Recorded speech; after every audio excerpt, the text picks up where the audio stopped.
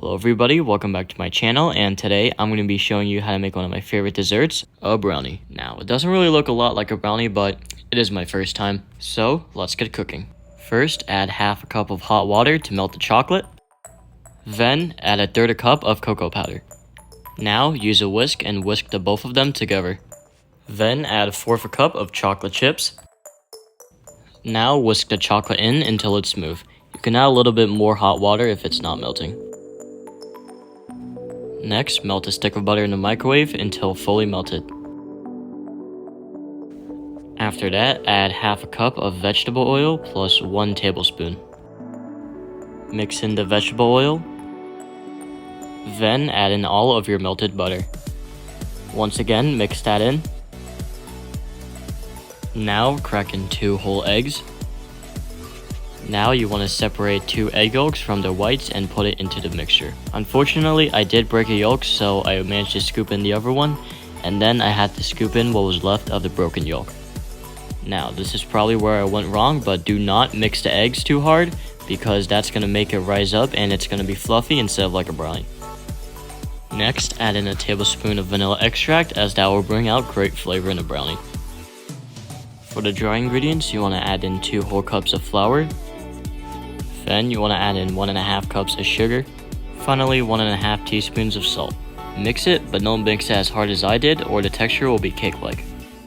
Now, in an 8-inch pan, you want to line it with wax paper. To make sure it sticks, you can add in some vegetable oil. Once that's done, pour in the brownie batter, and it should have this type of consistency. And to make sure none of it goes to waste, use a tool to scrape off the excess batter. Tap it a few times to make sure there's no air in the batter. Preheat the oven to 350 and carefully place the pan in. Now bake it in the oven for 45 minutes. After 45 minutes, take it out. This is what happens when you mix it a little bit too much. Now, using a knife, cut it into 16 pieces. If they're too hard to cut through, then that definitely is not a brownie. For decorations, I drizzled on some Hershey's caramel syrup. However, this is optional as it makes it a bit sweeter.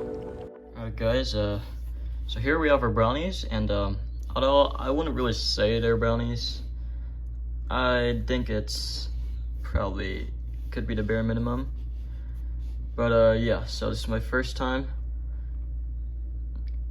So let's just try it. Put some caramel sauce.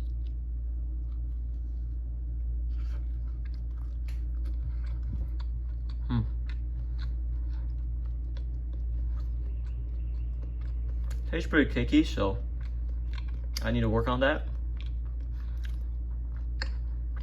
The flavor's there. It's definitely there, right? And the smell with the saltiness actually makes it kind of better. So overall, I'd probably give this one a solid 7 out of 10.